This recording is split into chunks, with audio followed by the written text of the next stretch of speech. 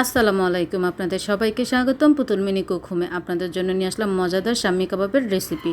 এখানে 250 গ্রাম বুটের ডাল, তার সাথে 4টা কাঁচামরিচ, একটা পেঁয়াজ, 2টা দারচিনি, 2টা এলাচ, 2টা লবঙ্গ, একটু লবণ, সামান্য একটু হলুদের গুঁড়া, সাথে জিরা দিয়ে আমি এটা সিদ্ধ করতে বসিয়ে দিয়েছি। মাংস দিয়েছি আমি আধা কেজির মতন।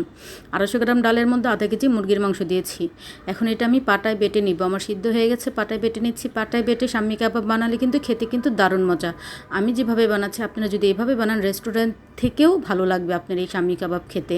দেখেন আমি এইভাবে করে আমি সব কটা বেটে নিয়েছি। আমার বাটা কিন্তু কমপ্লিট। এখন আমি পেঁয়াজ দিয়ে দিব স্বাদ মতন। এখানে ধনিয়া দিয়ে দিলাম, ধনিয়া পাতা, তার সাথে কাঁচামরিচ, তার সাথে দিব 1 চামচ জিরের গুঁড়া, 2 চামচ ধনিয়ার গুঁড়া, তার সাথে দিব স্বাদ মতন লবণ, তার সাথে আমি দিব 2 মুঠো সয়া সস, 3 টেবিল চামচ টমেটো সস, তার সাথে আমি দিব 3টা ডিম ভেঙে।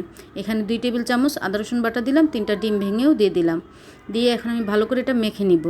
এই কিন্তু আমার মাখা হয়ে গেছে। এখন আমি গোল গোল করে শাম্মী কাবাবগুলো বানিয়ে নিব। আমার এখানে 30টার মতন শাম্মী কাবাব হয়েছে। এগুলো কিন্তু আমি ফ্রোজেন করে রেখে দিব যে কোনো সময় ভেজে খাওয়ার জন্য। এখন আমি তেলটা বসিয়েছি। তেলটা গরম হওয়ার পর আমি শাম্মী কাবাবগুলো দিয়ে দিলাম। এপিট ওপিট করে কড়া করে ভেজে নিব। আমার ভাজা কিন্তু কমপ্লিট হয়ে গেছে। এখন আমি নামিয়ে ফেলবো। দেখেন কি সুন্দর হয়েছে, গ্রান্ড কিন্তু সেই এসেছে। আপনারা বাসায় অবশ্যই ট্রাই করবেন আর আমাকে কমেন্ট করে জানাবেন। দয়া করে আমাকে একটা লাইক করে দিবেন, একটা সাবস্ক্রাইব করে দিবেন। দেখেন কি সুন্দর ভিতরে মাংসগুলো কিন্তু একদম জালি জালি হয়ে গেছে। আপনারা বাসায় অবশ্যই ট্রাই করবেন আর আমাকে কিন্তু কমেন্ট করে জানাবেন। খেতে সেই স্বাদ হয়েছে। আল্লাহ হাফেজ।